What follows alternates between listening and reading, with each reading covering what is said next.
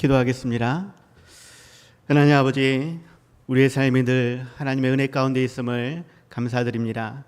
부족하고 연약한 우리의 삶이지만 하나님의 원하심 뜻 안에서 더욱 즐겁고 감사의 삶이 되게 하여 주시옵소서. 더욱 간절히 기도하는 것, 하나님, 이 나라 이 땅을 위해 우리가 기도하는 삶이 되기를 원합니다. 우리의 가정과 우리의 이웃, 우리 교회와 이 나라 이 땅 온 세계를 위해 더욱 기도하며 하나님께 영광 돌리게 하여 주시옵소서. 예수님 이름으로 기도드렸사옵나이다. 아멘. 로마의 알렉산더 대왕이 이스라엘에 왔을 때에 어떤 유대인 랍비와 이야기하는 그러한 예화가 있어서 소개를 하고자 합니다. 알렉산더 대왕이 유대인 랍비와 이야기할 때 먼저 랍비가 이러한 질문을 하게 되어집니다. 대왕께서는 우리가 가진 금과 은이 갖고 싶지 않습니까? 라고 질문을 하죠. 이때에 이 알렉산더 대왕은 말하기를, 나는 금과 은 같은 보화는 많이 가지고 있어서 그러한 것은 조금도 탐나지 않소. 하지만 당신들 유대인들의 전통과 또 당신들이 가지고 있는 정의가 무엇인지를 나는 알고 싶소라고 이야기를 했다고 합니다. 아무튼 이 알렉산더 대왕은 여러 날 이 랍비와 함께 있으면서 여러 가지 이야기를 주고받게 되어졌는데, 이때에 유대인 두 사람이 랍비를 찾아와 자신들의 문제에 상담을 하게 되어집니다. 누가 황금의 주인인지를 갈려달라라는 요청이었는데, 한 사람이 넉마더미를 팔게 되어졌습니다. 그런데 그 안에 황금이 있다라는 것을 발견하게 된 것이죠. 그래서 이 황금의 주인이 누구인지를 판가름해 달라고 랍비를 찾아온 것입니다. 그런데 내용을 정확하게 살펴보면 내가 주인이다라는 것이 아니라 상대방이 주인이다라고 사람들이 이야기를 하는 것입니다. 다시 말하면 판 사람은 어쨌든지 내가 넉마더미를 팔았기 때문에 산 당신이 황금의 주인이다라고 말을 하는 것이고, 산 사람은 넉마더미를 산 것이지 그 안에 든 황금까지 산 것은 아닙니다. 그렇기 때문에 이것은 당신 것입니다 라고 서로 자기가 주인이다라고 하는 것이 아니라 상대방이 주인이다라고 이야기하며 누가 주인이 되어야 할지 이 랍비에게 도움을 청하고 있는 것입니다. 여러분이라면, 여러분이 판매자 혹은 산 사람이라고 하면 어떻게 반응하겠습니까? 혹시나 내가 랍비다라고 한다면 이 두 사람에게 어떠한 판결을 내릴 것 같습니까?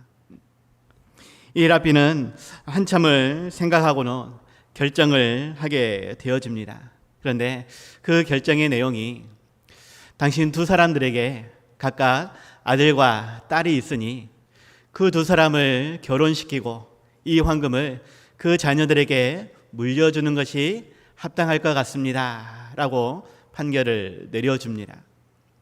제 개인적이라면, 욕심이 생긴다라면 어찌하든지 내가 주인입니다 라고 말하고 싶은데, 그래도 양심상 반반씩 가릅시다 이렇게 이야기하고 싶은데, 이 랍비는 둘 중에 한 사람의 주인이 아니라 두 사람 모두가 주인이다 라고 말을 해주는 것 같습니다. 어찌하든지 자녀들에게 이 황금을 물려주면 판 사람도 자기 자녀가, 산 사람도 자기 자녀가 물려받기 때문에 둘 다 손해보는 것이 아니라 이익을 보는 그러한 결과가 생기지 않느냐 생각이 되어집니다. 이러한 일이 있은 이후에 이 랍비는 알렉산더 대왕에게 반문을 하게 되어집니다. 대왕님, 당신의 나라에서는 이러한 경우에 어떠한 판결을 내립니까? 이때에 알렉산더 대왕이 이야기하는 것이 아주 간단합니다. 우리나라에서는 두 사람을 모두 죽이고 황금을 내가 갖는 것이 정의입니다. 이렇게 답을 했다라는 것입니다. 세상은 힘이고 정의이고 승리한 자가, 살아남는 자가 법이라고 이야기합니다. 법이란 들키지만 않으면 죄가 되지 못한다라고 이야기하고 무조건 큰 소리 치는 사람이 이긴다라고 이야기합니다. 세상은 그렇게 말하는 것이 정의인 것처럼 우리에게도 말을 한다라는 것이죠. 하지만 전지전능하신 하나님, 모든 것을 알고 계시는 하나님, 마음의 중심을 보시는 그러한 하나님 앞에서 과연 누가 정의로움을 말할 수 있겠는가라는 것입니다. 완전하시고 의로우신 하나님 앞에 우리의 모든 민낯이 드러나게 될 것인데 과연 내가 의롭다라고 자랑할 수 있겠는가? 죄인임을 고백할 수밖에 없는 우리의 삶이다라는 것을 기억하시기 바랍니다. 나는 의인입니까? 아니면 죄인입니까? 의인이라고 한다면 자랑하고 싶을 것입니다.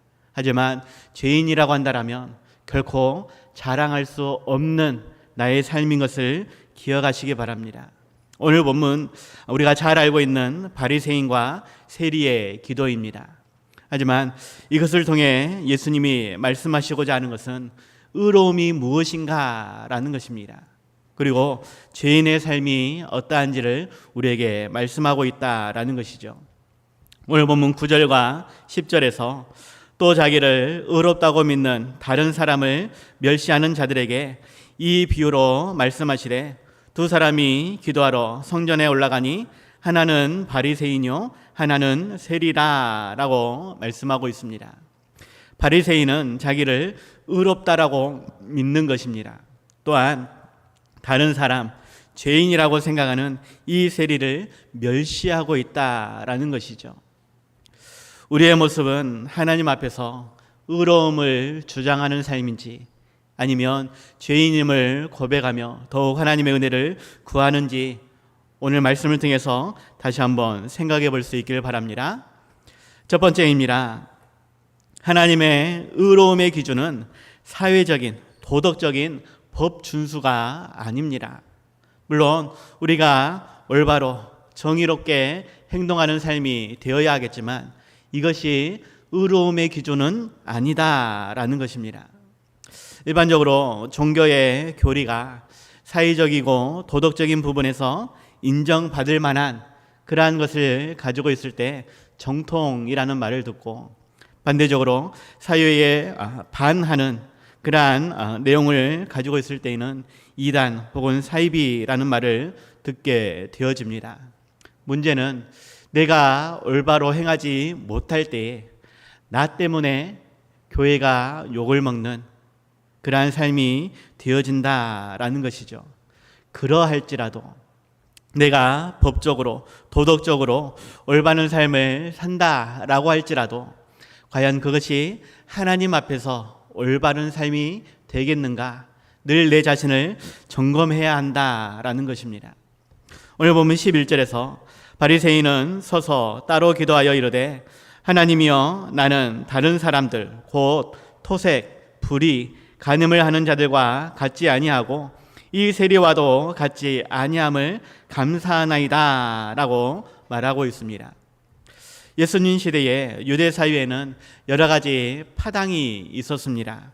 사두개파, 에세네파, 열심당, 헤롯당이란 파당들이 많이 있었고 그 중에 바리새파도 포함이 되어 있었습니다. 그런데 AD 69년, 70년에 이르러서 이 모든 파당이 다 사라지고 바리새파만 남게 되어집니다. 이때 무슨 일이 있었느냐 하면 예루살렘 성전이 로마에 의해서 망하게 무너지게 되어졌다라는 것이죠. 그러할지라도 이 바리새파만큼은 이스라엘 사회에 남아서 그들을 이끌었다라는 것입니다. 그것은 그만큼 청중들에게 인정받는 그러한 사람들이었다라는 것이죠. 하지만 예수님은 이러한 바리새인들에게 독사의 자식들아 혹은 회칠한 무덤 등과 같은 그러한 험악한 말을 하면서 그들의 위선을 꼬집고 있었습니다. 중요한 것은 그러한 사람들이라 할지라도 실은 예수님의 제자에 포함되고 싶은 그러한 사람도 있었고, 또한 우리가 잘 알고 있는 사도 바울도 바리새파 사람이었습니다. 중요한 것은 그들의 삶이 사회적이고 도덕적으로 사람들에게 존경받을 만한 그러한 의로움이 있었다 할지라도 하나님 앞에서는 결코 합당하지 않다라는 것입니다. 예수님은 마태복음 5장 20절에서 말씀하기를 내가 너희에게 이르노니 너희 의가 서기관과 바리새인보다 더 낫지 못하면 결단코 천국에 들어가지 못하리라 라고 말씀하고 있습니다. 서기관과 바리새인보다 더 나은 의가 필요하다. 그들도 결코 자기들은 의롭다라고 여기지만 천국에 들어갈 수는 없다라고 말씀하고 있는 것입니다. 바리새파, 바리새인 그 말 자체도 분리된 자라는 의미를 가지고 있었기 때문에 그들 스스로는 세상과는 동떨어진, 반대로 하나님과는 가까이 있는, 어찌하든지 그들은 의로운 자, 하나님이 인정해 주시는 자 그렇게 여겼습니다. 그것을 더욱 자랑 삼아 사람들에게 보여주는 그러한 삶이었다라는 것이죠. 특별히 그가 이야기하고 있는 토색, 불의, 간음 이러한 것들, 그리고 세례와 같지 않음을 그는 자랑스럽게 이야기를 하고 있습니다.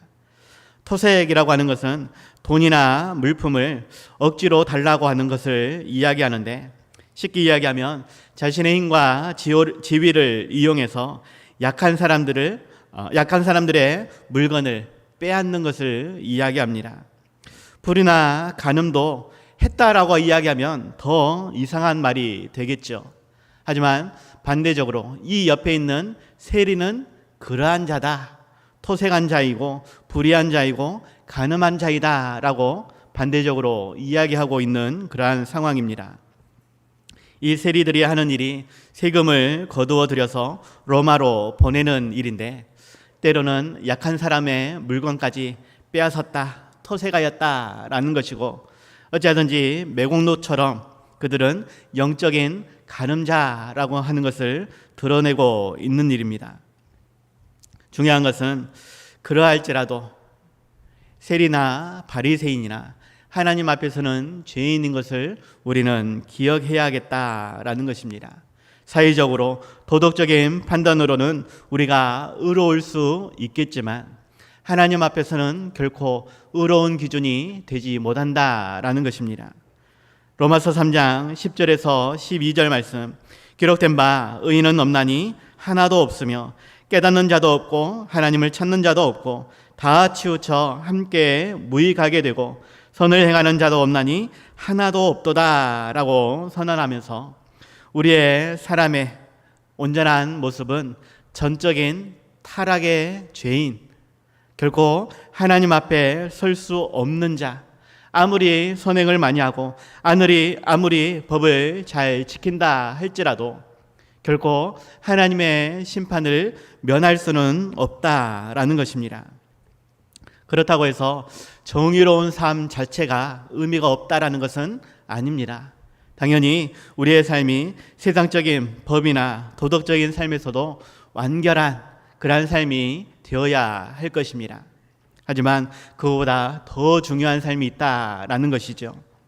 미가서 6장 8절 말씀에서 오직 정의를 행하며 인자를 사랑하며 겸손하게 내 하나님과 함께 행하는 것, 이것이 하나님께서 원하시는 우리의 삶이다라고 말씀하십니다.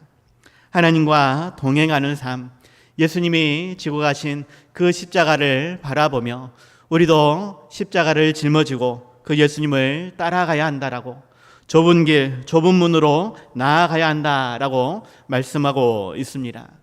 그 예수님이 걸어가신 십자가의 길, 누구나 쉽게 갈 수 있는 길이 아닙니다. 사람들이 찾고 있는 것은 넓은 길이고 넓은 문입니다. 하지만 좁고 험한 그 길을 우리가 예수님과 함께 동행하기를 하나님은 원하신다라는 것입니다. 하나님께서 원하시는 삶, 그것이 결코 쉬운 삶이 아닙니다. 힘들고 어려운 삶이지만 우리가 함께 그 길을 걸어갈 수 있길 바랍니다. 세상적인 기준에서 이 정도만 하면 돼가 아니라 하나님의 완전하신 의로움을 만족하기 위한 그 삶을 위해 더욱 나의 삶을 돌이켜 볼 수 있는, 하나님이 원하시는 삶으로 나아갈 수 있는 우리 모두가 다들 되시기 바랍니다. 두 번째입니다. 하나님의 의로움의 기준은 자신의 신앙적인 행위가 아닙니다. 신앙적으로 아무리 올바른 삶이 있다 할지라도 하나님의 의로움의 기준에 도달하지는 못한다라는 것이죠. 오늘 본문 12절입니다. 나는 일회에 2번씩 금식하고 또 소득의 11조를 드리나이다 라고 바리새인이 기도하고 있습니다. 예수님 당시에 유대인들이 지켜야 될 3가지 종교적인 의무가 있었습니다. 이 3가지라고 하는 것이 마태복음 6장에서 소개를 하고 있는데 바로 의로움과 기도 그리고 금식이었습니다. 이 3가지에 대해서 가장 잘 지키는 사람들이 바리새인이었다라는 것이죠. 더욱이 그들은 유대인들이 이방 문화에 물들어 갈 때에 이것을 더욱 배격하고 모세오경과 유대인들의 전승을 강조하며 율법을 철저히 지키도록 사람들에게 권면하였습니다. 그리고 그러한 모습을 사람들은 좋아했다라는 것이에요. 자신들은 지킬 수 없었지만 바리새인들은 그러한 것을 잘 지킴으로 사람들에게 존경받는, 그래서 사회적으로도 많은 영향력을 행사할 수 있었습니다. 더욱이 그러한 삶이 오래되다 보니까 그들의 삶에 문제가 생겼습니다. 변질이 되어진 것입니다. 일반 사람들이 따르기 어려울 정도의 높은 수준의 신앙의 삶이 존경의 대상이 되어졌지만 점점 시간이 흐르면서 경건이 변질이 되어지고 특권의식이 생기게 되었다라는 것입니다. 오늘 보면 11절에서 그들은 서서 따로 기도하였다라고 이야기하고 있는데 옆에 있는 세리가 불편했다라는 것입니다. 어찌하든지 나는 죄인의 축에 속하지 않기 때문에 따로 서서 기도하고 있다라는 것이죠. 마태복음 6장 5절에서 외식하는 자들의 기도에 대해서 예수님이 말씀하시는데 또 너희는 기도할 때에 외식하는 자와 같이 하지 말라. 그들은 사람에게 보이려고 회당과 큰 거리 어귀에 서서 기도하기를 좋아하느니라. 내가 진실로 너희에게 이르노니 그들은 자기 상을 이미 받았느니라 라고 말씀하고 있죠. 그들은 사람들에게 보이려고 그들 앞에서 자신이 의롭다라고 하는 것을 이야기하고 싶어서 기도를 빙자해 하나님께 기도하는 것이 아니라 사람들에게 소개하고 있다라는 것입니다. 예수님은 우리가 골방에서 기도하기를 원하십니다. 기도는 하나님께 드리는 것이기 때문에, 하나님께서 보시기를 원하는 마음으로 드리는 것이기 때문에 사람 앞에서 큰 소리로 해야 될 것이 아니다라는 것입니다. 어쩌면 세상적인 것으로 모두 가지고 있기 때문에, 바리새인들은 다 가진 자이기 때문에 특별히 하나님께 그렇게 간절히 기도할 필요가 없었던 것은 아닌가 생각이 되어집니다.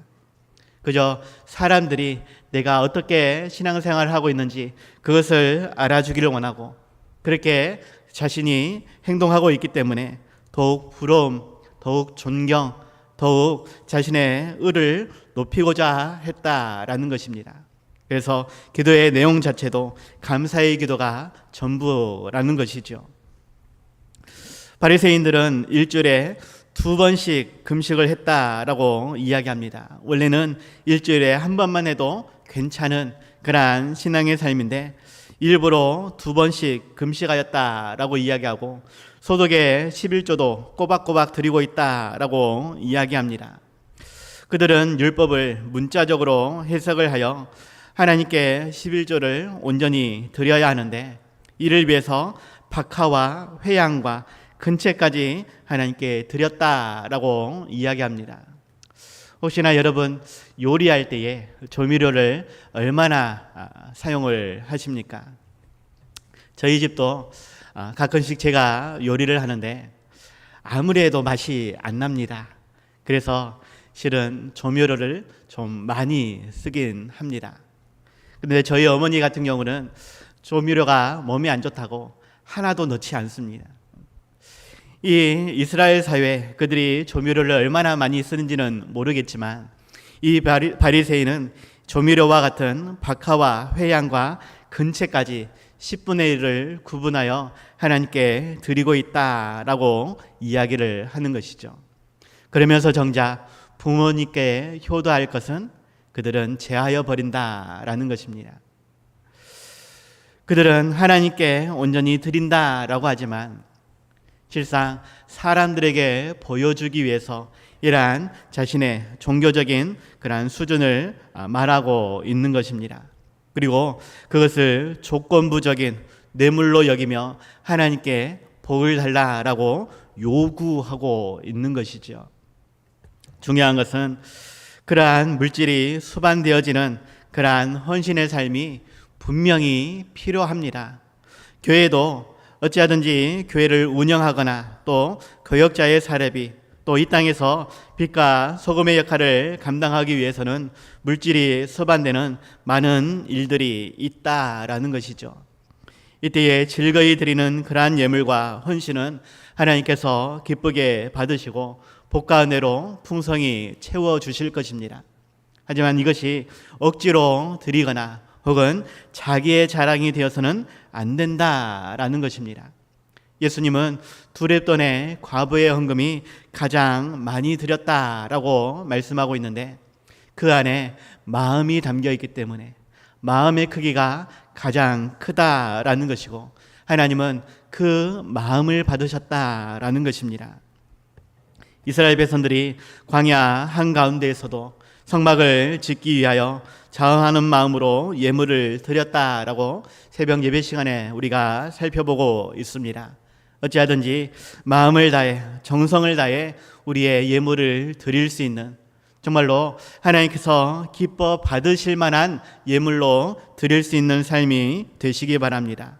하나님께서는 단순히 육신적으로 보여지는 그러한 종교의 행위를 보시는 것이 아니라 마음 중심을 보신다라고 하는 것.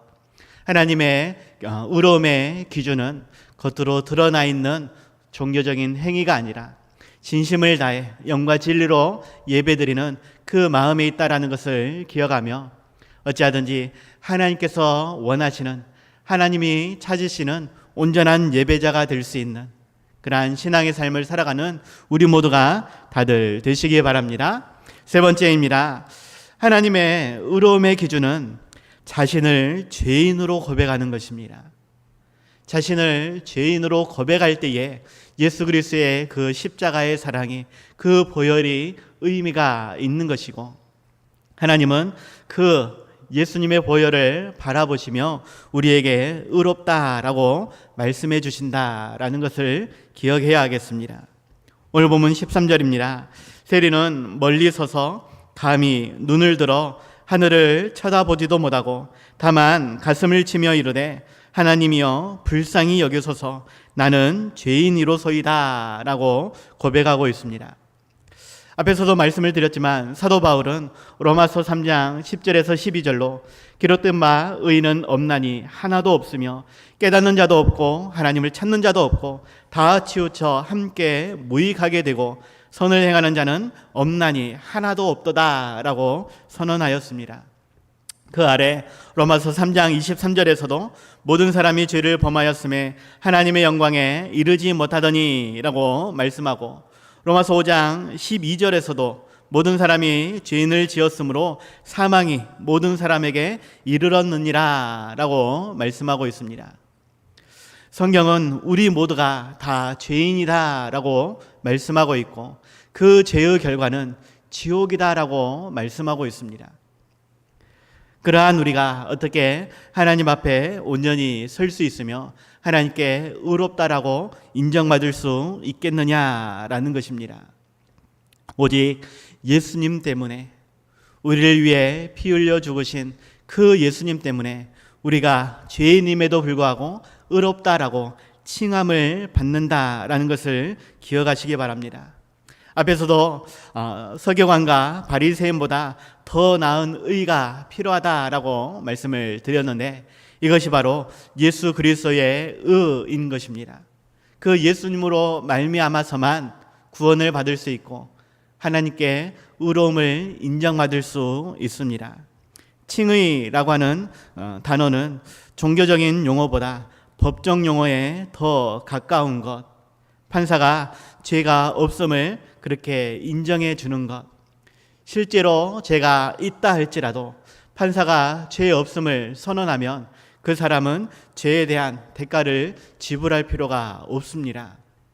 마찬가지로 분명 우리는 죄인이지만 예수님께서 그 모든 죄의 값을 치루어 주셨기 때문에 하나님께서는 우리를 의인이다라고 칭해 주는 것입니다.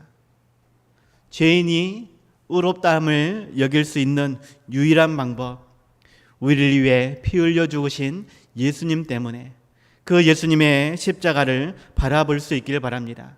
그 앞에 우리의 무릎을 꿇고 우리의 죄를 회개하며 더욱 감사할 수 있는 그 예수님의 걸어가신 십자가의 길을 우리가 따라갈 수 있는 그러한 삶이 되어야 하겠습니다. 그 하나님의 은혜를 기억하며 나에게 주신 십자가, 나에게 주신 사명 끝까지 짊어질 수 있는 우리 모두가 다들 되시기 바랍니다. 결론입니다. 하나님의 의로움의 기준은 자신을 온전히 낮추는 것입니다. 오늘 보면 14절에 보니까 내가 너희에게 이르노니 이에 저 바리새인이 아니고 이 사람 곧 세리가 의롭다 하심을 받고 그의 집으로 내려갔느니라.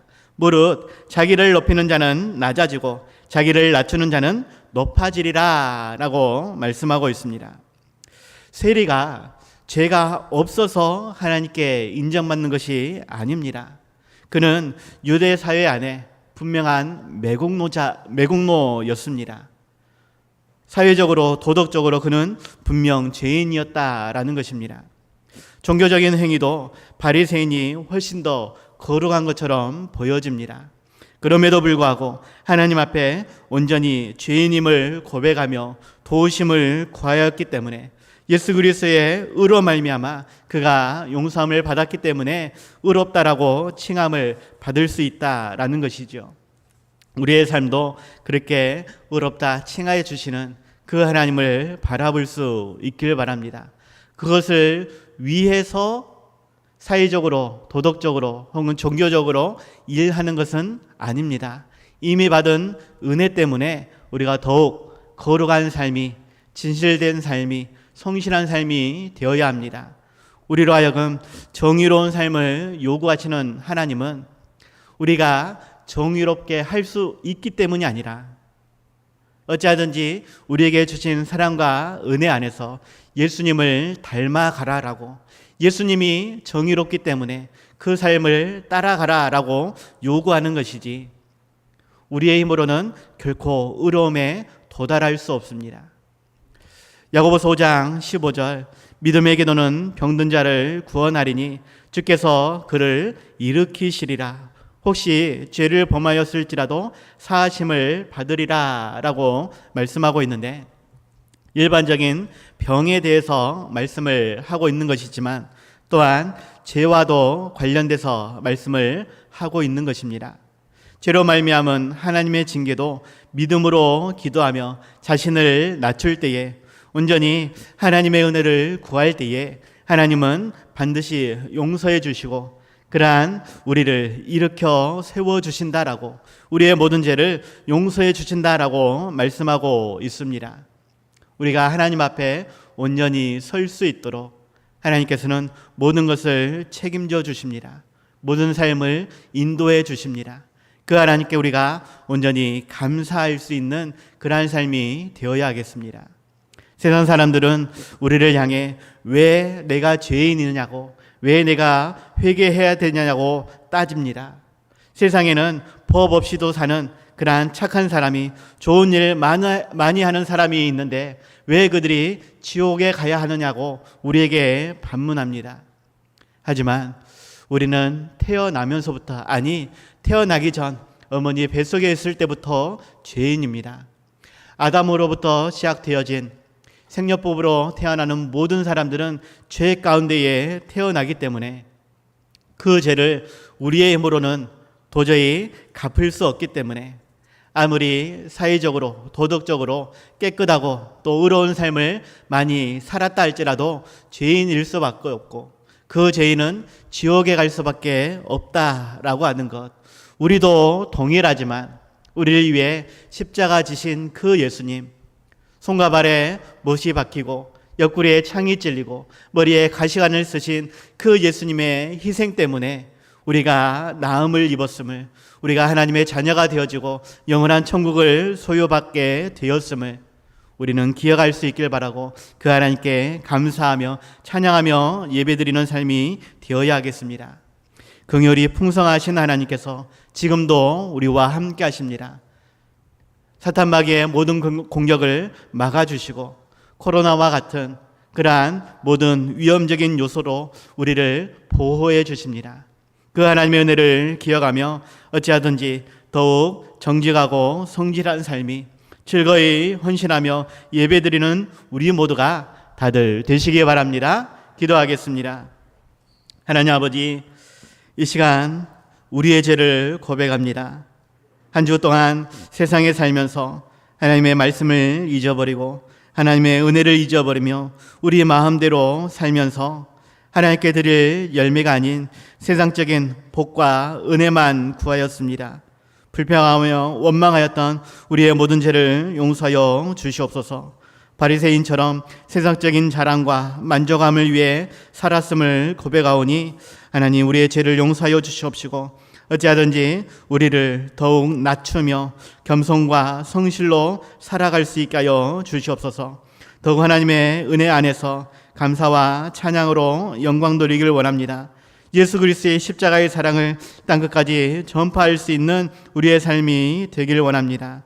하나님, 그리하여서 하나님께 드릴 아름다운 열매를 맺게 하여 주시옵시고 즐거이 드릴 수 있는 한 주간을 우리가 더욱 힘있게 살아가게 하여 주시옵소서. 어두워져가고 썩어져가는 세상 속에서 우리에게 명령하신 세상 속의 빛을, 소금을 하나님 그 역할을 감당하게 하여 주시옵시고 정말 잘했다 칭찬받을 수 있는 우리 모든 삶이 되게 하여 주시옵소서. 예수님 이름으로 기도드려 사옵나이다.